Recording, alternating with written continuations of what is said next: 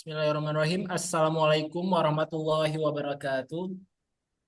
Waalaikumsalam Waalaikumsalam warahmatullahi warahmatullahi wabarakatuh. warahmatullahi wabarakatuh. Sebelumnya, izin memperkenalkan diri. Nama saya Adip Faisal, CPNS Kementerian Hukum dan HAM, Kantor Wilayah Aceh. Sebagai narasumber pada podcast kali ini, sekaligus anggota kelompok untuk tugas agenda satu ini.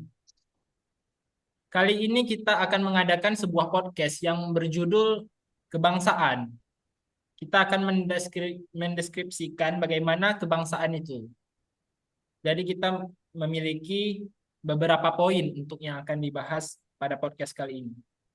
Langsung saja yang pertama, untuk poin pertama, apa sih wawasan kebangsaan itu?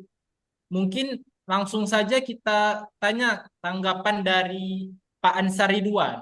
Bagaimana Pak Ansar untuk poin pertama ini, tanggapan dari Bapak? Dipersilahkan. Baik, terima kasih atas pertanyaannya Bapak Adib Faisal. Mohon izin menjawab Bapak Adib. Bagaimana mengenai wawasan kebangsaan? Nah, wawasan kebangsaan sendiri adalah cara pandang bangsa Indonesia dalam mengelola kehidupan berbangsa dan bernegara yang dilandasi jati diri bangsa dan kesadaran terhadap sistem nasional yang bersumber baik dari Pancasila, kemudian ada juga Undang-Undang Dasar tahun 1945 dan juga NKRI, Negara Kesatuan Republik Indonesia. Nah, tujuan wawasan kebangsaan ini adalah diciptakan sangat penting bagi kita terhadap negara dan selain itu juga dapat meningkatkan kita dalam semangat kebangsaan dan tujuannya ini adalah untuk menciptakan kehidupan masyarakat ini yang aman, adil, makmur, dan sejahtera. Sekian dari saya Bapak Adi Faisal.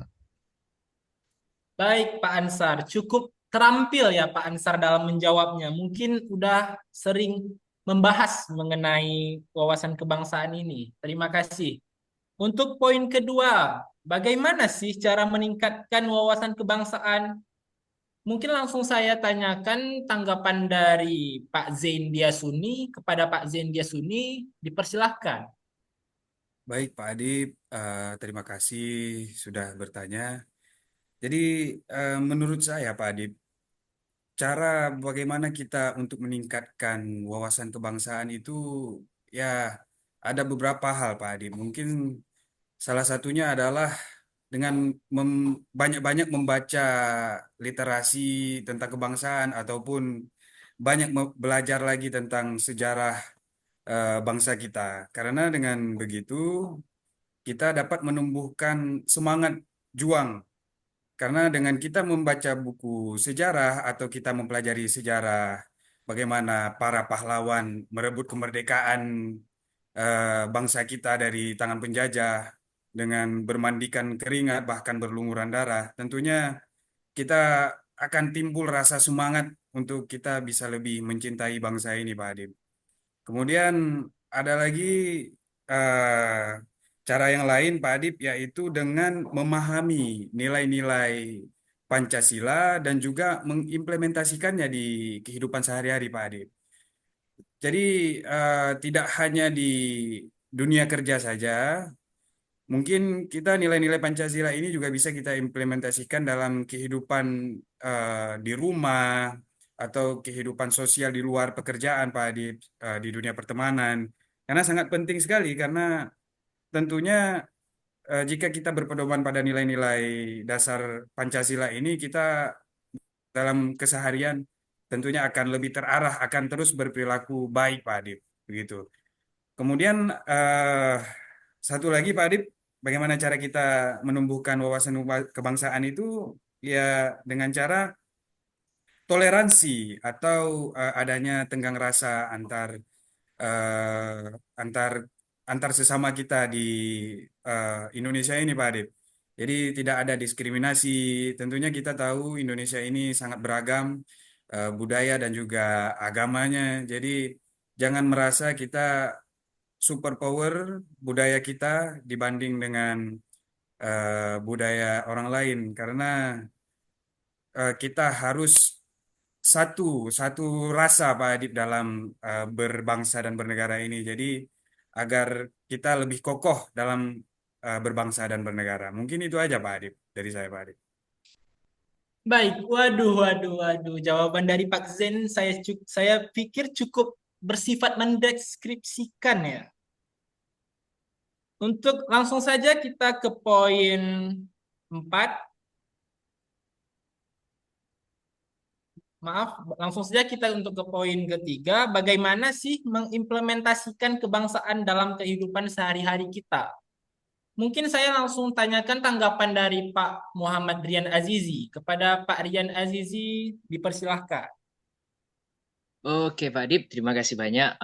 Izin menjawab, Pak Adip. Mungkin ini saya akan membahas bagaimana pengimplementasian itu nilai-nilai wawasan kebangsaan dan kehidupan sehari-hari ya. Itu seperti yang dikatakan oleh Pak Ansar dan Pak Zain sebelumnya, bahwa dengan mengimplementasikan ini kita bisa menumbuhkan wawasan kebangsaan dalam diri kita. Nah, mungkin dari yang paling sederhana ya Pak Adip ya. Ini yang paling sederhana mungkin yang sering kita buat dulu, dan bahkan dari sejak kita masuk sekolah dasar Pak Adip. Ada yang namanya upacara bendera. Nah, ini menunjukkan bahwa kita sudah memiliki bibit-bibit wawasan kebangsaan sejak dini. Nah, mungkin kalau dalam kehidupan sehari-hari, dalam kehidupan bermasyarakat, itu ada yang namanya kegiatan gotong royong ya Pak Adip ya. Jadi kegiatan gotong royong, festival mungkin di hari kemerdekaan, itu menyatukan seluruh golongan masyarakat tanpa mempedulikan bagaimana latar belakang mereka ya Pak Adip ya. Nah, jadi dalam bermasyarakat juga, dalam berteman mungkin itu kita nggak terlalu melihat bagaimana latar belakang mereka sehingga menimbulkan kerasisan. Nah, rasis ini tentu akan menciptakan perpecahan. Nah, itu akan bertolak belakang dari wawasan kebangsaan yang kita butuhkan dalam setiap warga negara di sini ya kan. Nah, jadi salah satunya mungkin juga kita bisa bilang itu dengan cara kita menunjukkan kebanggaan kita sebagai warga negara Indonesia yang memiliki berbagai jenis suku, berbagai jenis budaya, itu tidak membedakan, itu menciptakan toleransinya. Demi apa? Karena dengan adanya sikap toleransi antar warga negara, itu akan menjaga nama baik bangsa dan negara. Ketika ada orang lain, mungkin bangsa lain yang datang ke sini atau negara lain yang datang ke sini untuk liburan dan lain-lain, ketika dilihat kita ramah sesamanya walaupun kita berbeda-beda, mungkin berbeda warna ya, kalau itu mungkin karena berbeda beda suku atau ras, itu kita tidak membedakan, tapi kita tetap kompak sebagai warga negara. Nah, mungkin dalam masyarakat, kita bisa contohkan dengan kegiatan musyawarah. Karena kenapa? Kegiatan musyawarah ya Pak Adib ya, kalau bisa dibilang itu menyatukan berbagai pendapat yang mungkin bukan memerhatikan lagi bagaimana latar belakangnya, tapi memperhatikan pola pikirnya. Jadi tidak cuma latar belakang, bagaimana kita mempunyai suku apa yang kita punya, atau kita berasal dari apa, dari golongan mana, itu tidak diperhatikan lagi, tapi juga termasuk pikiran. Dan itu semua tertuang dalam Pancasila yang kita gunakan sebagai pedoman hidup kita ya Pak Adib ya. Jadi sikap tenggang rasa itu juga perlu dalam bermasyarakat. Jadi demi menjaga perdamaian, itu tentu saja sikap-sikap yang seperti ini, sikap-sikap yang seperti ini perlu diimplementasikan sebagai tanda bahwa wawasan kebangsaan tetap ada dalam diri warga negara Indonesia, Pak Adib. Mungkin sekian ya Pak Adib ya. Baik, Pak Rian. Saya rasa cukup kompleks ya, Pak Rian menjelaskan mengenai bagaimana sih mengimplementasikan kebangsaan dalam kehidupan sehari-hari. Cukup kompleks. Betul, betul. Mungkin ada dari Bapak sekalian ada yang ingin menambahkan mengenai poin ketiga yang telah disampaikan oleh Pak Rian. Dipersilahkan. Saya rasa Baik, sudah sangat cukup jelas sekali penjelasan dari Pak Dian tadi Pak Adib. baik. Mungkin tidak ada lagi yang ingin ditambahkan. Kita langsung saja lanjut ke poin yang terakhir. Mengapa sih kita sebagai bangsa Indonesia wajib memiliki sifat-sifat kebangsaan? Mungkin saya akan bertanya kepada Pak Rizky Syahputra untuk tanggapan Bapak, kami persilahkan. Siap. Terima kasih Pak Adib atas pertanyaannya. Izin menjawab. Mengapa sih kita wajib punya sikap kebangsaan ini. Karena sikap kebangsaan penting untuk kita miliki karena di antaranya banyak manfaatnya. Di antaranya itu yang pertama untuk menjaga keutuhan dan persatuan bangsa kita. Kemudian untuk meningkatkan martabat bangsa di mata dunia. Jadi dengan meningkatnya martabat bangsa di mata dunia, kita akan lebih dihargai, dihormati, serta diutamakan atau dilebihkan dalam eh, berkompetensi di dunia. Kemudian untuk memperkuat kedaulatan negara, meningkatkan kesejahteraan rakyat, kemudian menghilangkan ekstremisme. Jadi ekstremisme ini adalah paham atau keyakinan yang sangat kuat terhadap sesuatu yang dia banggakan atau yang dia cintai. Kemudian membantu generasi muda untuk mempersiapkan masa depannya. Membantu generasi muda menghargai perbedaan. Dan yang terakhir, untuk membantu generasi muda mengembangkan sikap nasionalisme. Sikap kebangsaan atau nasionalisme merupakan wujud cinta dan kehormatan terhadap bangsa kita sendiri. Jadi sikap ini eh, untuk mendorong seseorang mendahulukan kepentingan bangsa dan negaranya sendiri. Seperti itu Pak Adip, jawaban dari saya Pak Adip. Terima kasih Pak Adip. Baik, terima kasih Pak Rizky Syaputra. Mungkin telah terjawabnya poin yang terakhir di podcast kali ini.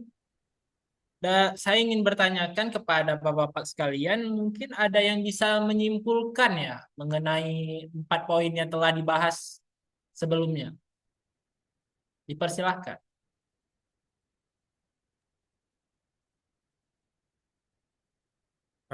Mungkin setelah saya mendengar pemaparan dari bapak-bapak semua, saya menangkap bahwasannya un- wawasan kebangsaan ini sangat penting bagi kita sebagai pedoman dalam menjalankan kehidupan berbangsa dan bernegara, Pak Adip.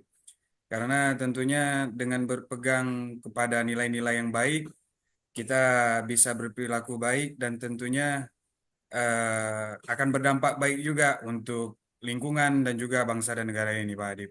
Begitu menurut saya, Pak Adip. Baik, terima kasih Pak Zain. Saya juga jujur sih sebagai narasumber. Saya katakan wawasan kebangsaan itu penting. Mengapa saya bilangkan penting? Karena wawasan kebangsaan ini merupakan cara pandang.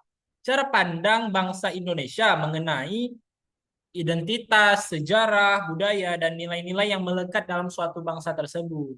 Jadi kita sebagai bangsa Indonesia mampu mendeskripsikan dan mengimplementasikan bagaimana wawasan kebangsaan ini di kehidupan sehari-hari kita, serta menimbulkan nilai-nilai yang ada di kebangsaan, di wawasan kebangsaan yang telah kita miliki. Mungkin dari Bapak sekalian ada yang ingin menambahkan lagi dari kesimpulan keempat poin yang telah kita bahas, dipersilahkan.